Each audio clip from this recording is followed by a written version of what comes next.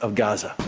While Israel has said it's ready for another break in the fighting to get more hostages released and increase the flow of aid, Israeli Prime Minister Benjamin Netanyahu delivered this blunt message to Hamas today: surrender or die. All week, members of the UN Security Council have been trying to get a vote passed calling for a ceasefire. Tonight, Omar, it was postponed for a fourth consecutive day. All right, Adrian, thank you. The new year could bring new hope to Canadians desperate to bring extended family members in Gaza here. Ottawa unveiled new immigration measures today, but also said there's no guarantee those who are trapped will be able to escape. Here's CTV's Kevin Gallagher. Watching a video of her 11-month-old nephew inside Gaza, Isra El-Safin is hopeful she can get him to safety. She has 9 extended family members trapped there who can soon apply for a special visa to Canada. I'm happy, and at the same time, I still have a little bit of anger because it took a lot of time. Ottawa estimates 670 Canadians, permanent residents, and eligible family members have managed to escape the besieged enclave through the Rafah crossing. Spouses, common law partners, and children are currently eligible. This new 3-year temporary resident visa will be extended to grandparents, parents, grandchildren, and siblings of Canadian residents, and their immediate family members, like dependent children. This expands the definition and allows us a greater set of people that may not be permanent residents or Canadians, but for all intents and purposes represent the family of people that are close to Canadians. Though getting people out of Gaza is still a huge challenge, and Canada doesn't have the final say on who can cross. So I hope that they continue ongoing discussion with Egypt to allow and facilitate that process. Today's announcement allows Palestinians and Israelis already in Canada to apply for study or work permits.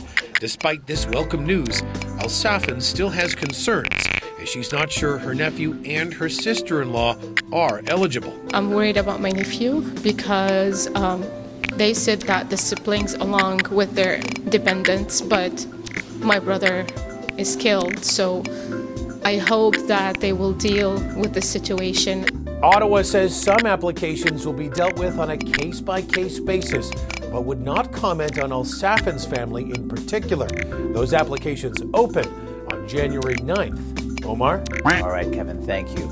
A Dutch court has reduced the sentence of a man convicted of cyberbullying BC teen Amanda Todd.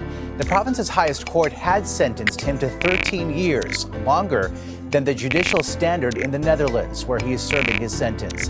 Here's CTV's Ben Milger. Amanda Todd was just 15 years old when she took her own life in 2012 after posting a video about being tormented by an online harasser. Amanda put her video out there. She wanted things to change. Last year, a BC jury convicted Aidan Coban from the Netherlands of child porn, luring, and criminal harassment, and he was handed a 13-year sentence. It was agreed Coban would serve his time in the Netherlands. Thursday, in accordance with Dutch sentencing guidelines, a judge there reduced the prison time to 6 years, the maximum allowed. I was going into this thinking 0 because that's what we've been hearing that the Dutch courts might do, and so 6 is better than 0. Coban was in his 30s when he convinced the teenage Todd to take off her shirt in front of a webcam and then shared the topless image online. It wound up on a Facebook page to which her friends were added. Coban is currently serving an 11-year sentence in the Netherlands for similar crimes against 33 other victims. The new 6-year sentence will start when that one ends next year. The Europeans always have thought that our system is too harsh. And you'll note that the Dutch court took that into consideration, and they reduced it by a significant amount. Since Todd's death, her mother has become a tireless advocate against cyberbullying. I can't bring Amanda back, but I can certainly share what I need to share for everyone else in the world. For Amanda Todd's loved ones, this latest ruling does not bring their 12-year pursuit of justice to a close, because Coban's lawyers plan to appeal to the Dutch Supreme Court, hoping to reduce the 6-year sentence even further. Omar? Ben Milger in Vancouver. Ben, thank you. A day after being ordered to pay nearly $150 million for defaming two Georgia election workers, Rudy Giuliani has filed for bankruptcy. The former New York City mayor and Donald Trump associate has about $500 million in debts, but only $1 to $10 million in assets, according to court documents. The bankruptcy declaration is unlikely to erase the debt Giuliani owes the workers. No respite yet from the wicked weather for Maritimers who are still without power. And as CTV's Atlantic Bureau Chief Chris Adjokate reports, the forecast is not favorable.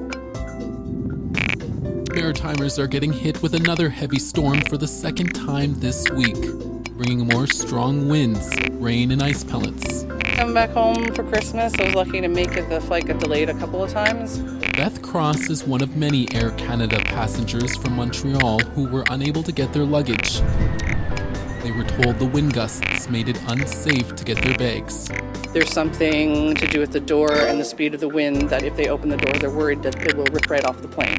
So instead of getting our bags off the plane, they have sent them back to Montreal, and we're just waiting to find out when we're going to get them now. Across the Maritimes, thousands are still in the dark since Monday's storm. Without the power, a disaster. This man in his 70s has a generator to keep his space heater on, but says it's still cold for him and his wife. And when I go to sleep at night, my bed like frozen. Today, New Brunswick Power said the lines would be repaired before Christmas for the harder hit areas. I can assure you that everyone involved in this response is working together towards the same goal, which is safely restoring power for all of our customers before Christmas. But the utility company warns smaller single outages may have to wait much longer.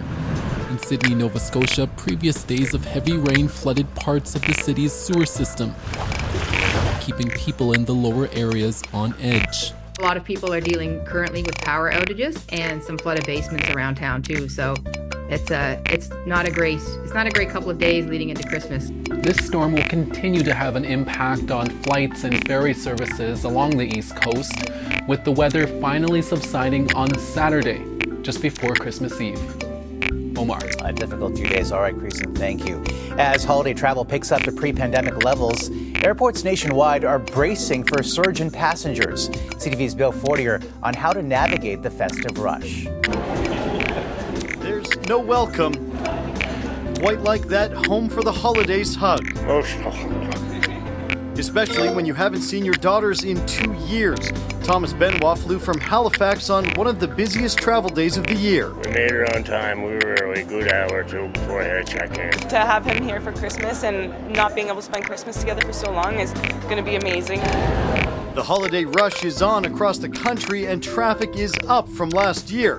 Calgary seeing 55,000 people per day, Vancouver averaging around 70,000, and at Toronto's Pearson Airport, Canada's biggest, around 160,000 people are expected each day. We'll have lots of fun with Mr. Snowman. In the U.S., 49,000 planes in the air today and 2.5 million passengers on the move per day. It's not too bad. I mean, it's pretty bad. The line's long, but it's moving. Last year saw travel chaos this time of year with winter storms and post-pandemic staffing shortages. Last year I got stuck in Seattle, so definitely better. This year, several Canadian airports have brought in extra staff. For us, it's all about all hands on deck. We've got people that are going around our airport ensuring that our passengers have what they need. According to the experts, there are ways to alleviate the anxiety of congested terminals and long lines. So a lot of the major airports in Canada, Toronto, Vancouver, Calgary, they've got mobile apps where you can bypass the security line. The best tip, show up even earlier than you normally would. You can't show up at the airport 30 minutes before thinking you're going to clear customs, security, and get on that flight. And another tip from airports across the country, if you're traveling with gifts, don't wrap them until you get to your destination. Wrap gifts might end up getting unwrapped a little earlier than you intended by airport security. Omar. Good advice. All right, Bill, thank you. Coming up. Cars just keep getting more complex. More moving parts is more things that can fail. One of the world's biggest automakers recalls millions of cars. Plus, a simple plan for spending a mega fortune.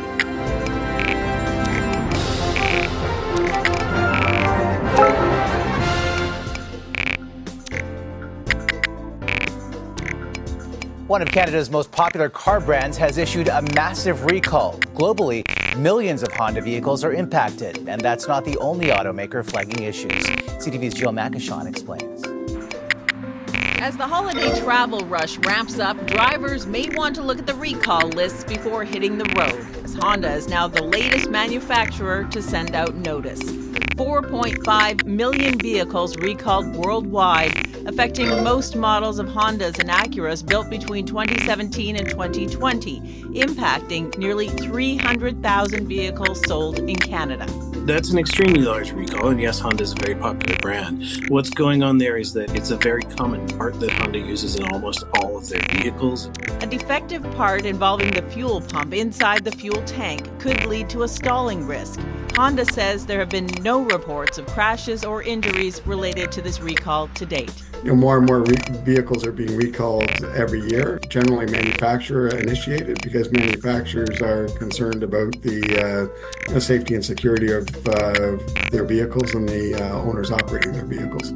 Yesterday, 100,000 Toyota and Lexus models in Canada were recalled because of an airbag safety issue. And earlier this month, 200,000 Canadian Tesla owners received a recall to update the autopilot function after a U.S. federal safety investigation determined that it's too easy for drivers to misuse that feature. Experts say expect the recall list to grow as vehicle technology advances. And that's because cars just keep getting more complex. More moving parts is more things that can fail. Honda and Acura drivers will receive the recall notice for a free fix in February, and you can always go to Transport Canada's website to find out if the vehicle you are driving has any outstanding recalls. Jill Makashon, CTV News, Winnipeg. And a Quebec family is in the market for a new set of wheels after winning a mega lottery prize. Nancy Gauthier, her mother and stepfather, hit the $50 million Lotto Max jackpot in Saint-Anne-des-Plaines. Mother and daughter have quit their night shift jobs at an upholstery factory. Now they're planning to spoil the family of 15 and even buy a small farm. A pretty nice Christmas gift still ahead. Originally, I packed 5 tank tops. Tourists forced to trade beach cocktails for Canadian hot chocolate.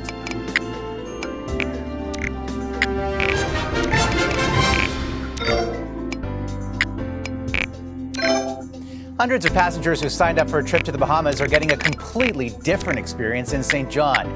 And today, Sarah Plowman spoke to them about their impressions. Holidayers dreamed of sun, sand, pristine waters. On a private island, swimming and snorkeling. The MSC cruise ship was set to take passengers from New York City to the Bahamas. When the weather went south, the cruise's path turned north. Hours before departure, passengers were told they could cancel or hop aboard to New England, and today, St. John, New Brunswick. Originally, I packed 5 tank tops, some shorts, and some flip-flops. Little use when it's below zero. Okay, so I have on this sweater. Underneath here, I have on another long sleeve. I have 4 layers of pants underneath here. A city no stranger to cruises has never welcomed one this late in the year. Gift shops targeted the unprepared. I think they are selling a lot of winter hats. Vincent Savard drove from Nova Scotia to New York City to board the cruise, only to end up back in the Maritimes.